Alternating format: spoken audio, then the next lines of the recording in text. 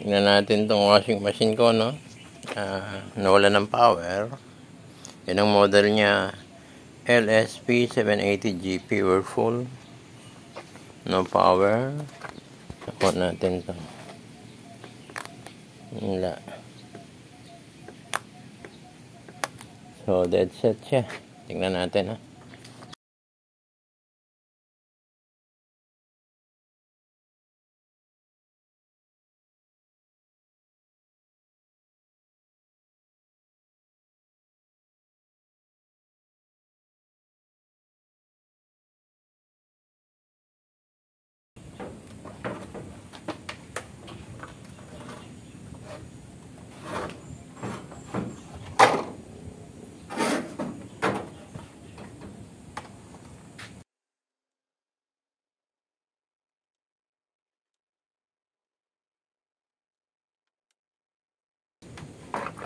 Ating gumaya 220.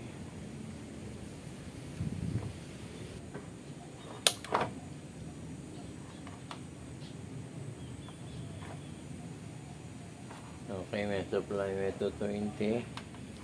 So, nandito ang sira. Baklasin na natin ito.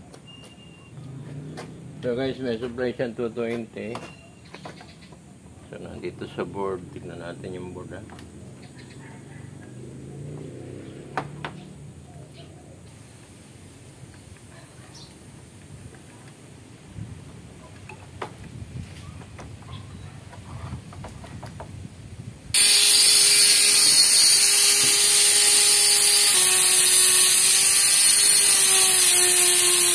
So, eto na,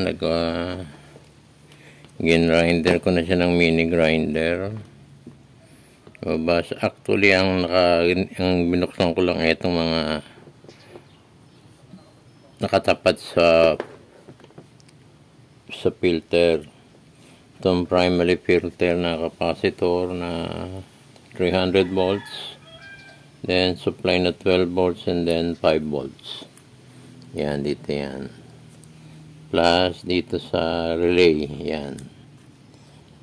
So ang trouble natin, walang power supply. Kahit ganunin mo to, hindi ko na iyain. Ito madikit, natunaw na kasi. Malakit to. So isa-isayin natin, i-share ko sa inyo kung paano ko nakakita yung trouble na ito, no? Medyo madugo ang hanapan kasi ang lakit na ito. Ayan na, hindi katulad sa likod, nababaklas pa.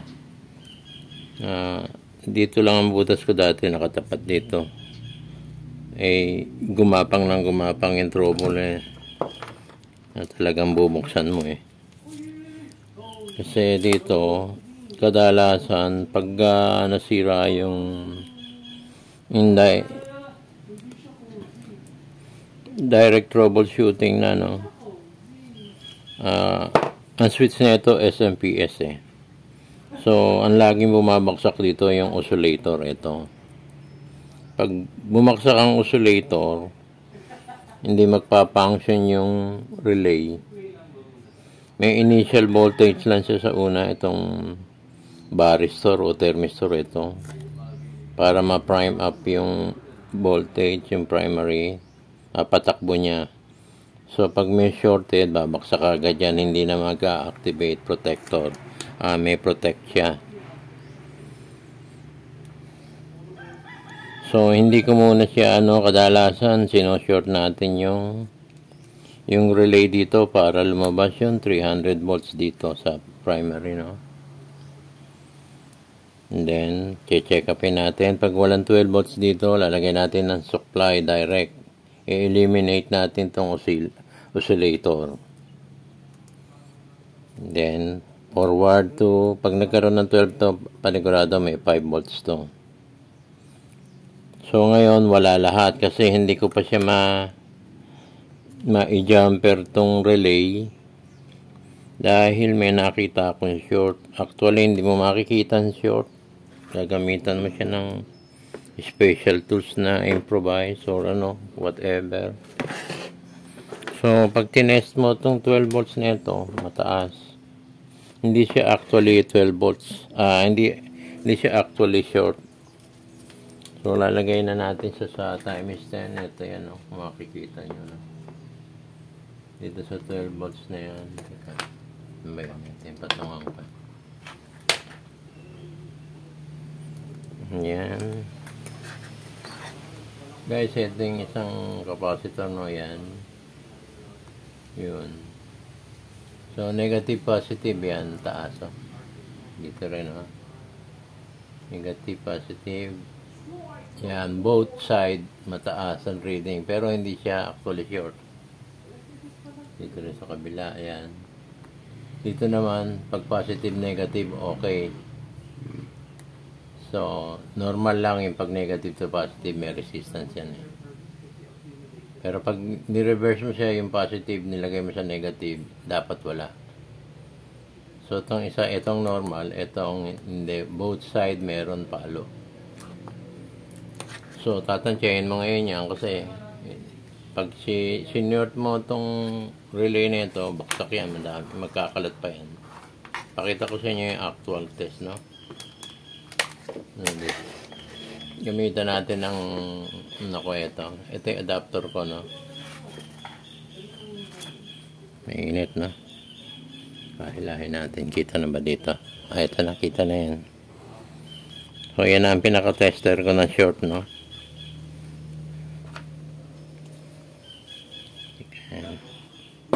Hindi ko pa siya napaplug sa 220 kasi may short ba eh. Magkakalat yan. So guys, pag sinort ko to, ayan, makakadetect siya yung ilaw niya, ayan. Sabihin short. So, umpisa natin sa capacitor na dalawa, no? Dito, sa dalawa, ayan. Ayan, kadalasan yan, no? Yung mga naunang technician na gumawa na nito, ayan, kita na yung dalawa. 300 volts, 12 volts, 5 volts. Lagi dyan yan, no? And then, oscillator or regulator, yan. And then, high frequency transformer, no? Yan. Yan. So, testingin natin from negative to positive, no? So, yung ano niya, yan, dito. Guys, pag short to, iilaw, no? So, yung unang 12 volts na, ano, dito tayo sa negative, positive. Ayan, so wala siya. Then, itong negative to positive sa kabila, ayan. Ayan, kaya hindi ko maisaksak yung ano, guys, oh. Ayan, hindi ko alam kung kita sa camera. Palagay ko kita naman yan. May ilaw. So, dyan tayo both side, tinanggal ko ito sa baba, ano. Baba at taas, titingnan ko kung banda sa relay or pataas sa relay. Papunta pababa sa SMPS, pababa sa relay or pataas doon sa 5 volts ang trouble. So, nandito yung pag nilagay mo ng 12 volts ng dalawa, actually, inaano nila yun eh. Pinaparallel nila eh. Kasi dalawang supply ng dalawang supply ng 12 volts eh. Itong capacitor. So, ito magkakaroon ng 12 volts. Ito rin, ayan. So, pag isinort mo yung dalawa na yan, pinarallel mo, wala kang makukuha dahil madadamay itong isa. Ngayon, pag individual 12 volts, unahin mo ito ang papasok. Okay, ito mawawala. Ito wala. Walang 12 volts lumalaksak. So, actually, mataas tong ko na ito eh. 7 lang to, pero nagre-reading ng ng 12 hanggang 14. Itong na ito. Sira na rin siguro. Yung pinaka-light indicator niya, okay siya. So, bago ako dumating sa pagte-trace ng isolation, madami kong pinutol. Yung sanga. Yung iba, titingnan nyo yung jumper, tanggalin nyo, tanggal dito. Madami kong pinutol dyan. Hindi ko na isa-isahin, matagal at tinuklap ko pa ng tinuklap yan. Dati hindi ko tinutuklap yan. Tinapat ko lang doon sa mga capacitor. Doon sa 300, 12.5. Yun ang niya, no? So, pag nakatsyempo ka na oscillator lang, takbo na kagad yan. Mapapasindi mo na. Ngayon, hanggang may ilaw tong neto, hindi natin So, papakita ko sa inyo kung saan nakita. No? Madami akong pinutol dito. Hindi ko na iisa-isahin. No? Dahil itinrace ko to pataas eh. Madami. Kinat ko siya. Dito yung unang cutting ko. Kung pataas o pababa. Elimination to kung pupunta ako sa taas o pupunta ako sa baba. Ito yan. Papakita ko sa inyo ha. Ayan. Ito ang unang cut ko. Ito pangalawa sa pababa. Ito pataas. So, pag putol ko dito nawala. So, ibig sabihin nasa taas na. Pagdating dito, meron pa rin ano yan, meron pa rin jumper. Tapos pinutol ko dito, yan, ito. Yan. Tinignan ko kasi itong capacitor na ito. Tinesting ko parang short nung pinutol ko, hindi naman. May ilaw pa rin. So, pumunta ako dito. Meron pa ditong mga jumper na tinanggal ako. Ito. Yan. Kasama sa 12 volts yan eh. Bakit sa capacitor. Wala pa rin. So, nagtuloy-tuloy dito. And finally, dito ko nakita. Itong dalawang chamber na ito, left and right. So, nakita ko yan dito. Pupunta rito sa 5 volts na capacitor. So, yung capacitor, pag tinesting ko, makikita natin nandun. Kasi hindi ko pa siya matest dati. Yung linya kung saan pumunta, hindi ko alam dito pumunta sa 5 volt. Nakatakip lahat yan eh. Hanggang sa natuklap ko na lahat. So, pakita ko sa inyo, no.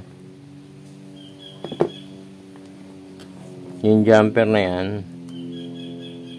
direkta ko na para hindi magmula sa ano. Itutok ko na mismo dito sa ano, sa 5 volts capacitor, no. Guys, tignan nyo yung ilaw pag tinutok ko, no. So, ito yung negative, positive.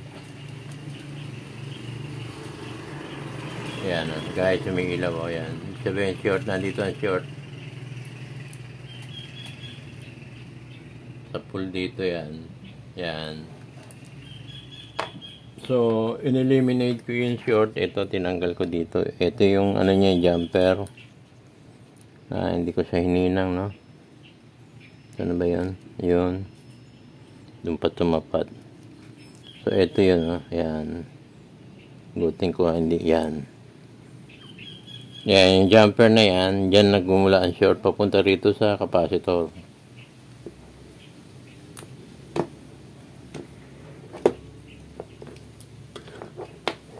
Mapakita ko sa inyo actual na ano, no. So, tinanggal ko na yan. Testing natin, no. Punta tayo dito sa tinetest natin na 12 volts capacitor. Saan na ba yun? Ito. Ayan, nawala na siya. Ayan, no. Doon ang galing. So, direct natin. So, from negative to positive na. Ayan. Ayan, dito natin. Ayan. Ayan, milaw yung sa capacitor. Ayan. So, nandyan ang short. So, nung nandito yung linya, binaklas ko. So, ayun, bingo. Guys, ito ang pinakasira, oh. So, kung wala palang talop to, nakita ko kagad. Ito, bingo. Ayan, oh. Ayan, hindi ko pa na, ano, uukain ko pa. Teka, tanggalin ko na itong, ano, kung kita nyo, guys, ito. Yan, mismo yan, may uka na yan, oh, sa bug. So, hindi mo lang makikita dahil nandito lahat yan. Tatanggalin ko siya. Ito na, tatanggalin ko na lahat to. Para malinaw na, ano, itong IC nito. Natuklap na eh. So, tingnan natin, ha. Open natin. Ito ko sa inyo. Iwain ko ng konti. Madami na. Iwain na natin na madami.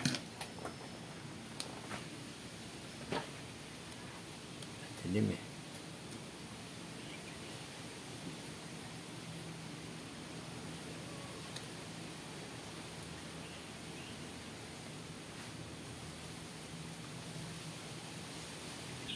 So ito guys, wala nang number yung ano. So guys, mga kamaster ko, baka sakaling may buo kayong ganito na ano, bigay nyo lang sa akin yung pangalan na itong IC nito.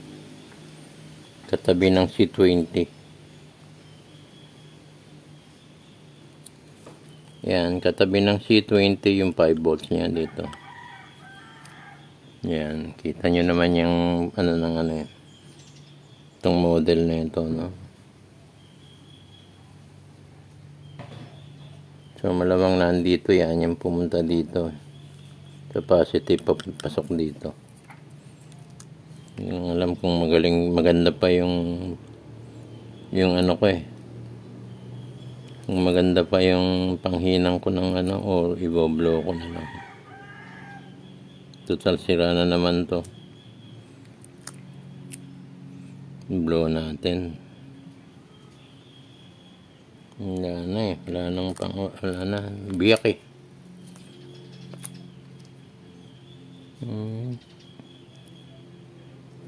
Hindi ko na makukuha yung number. Nakuha pa kaya? Mukhang ko.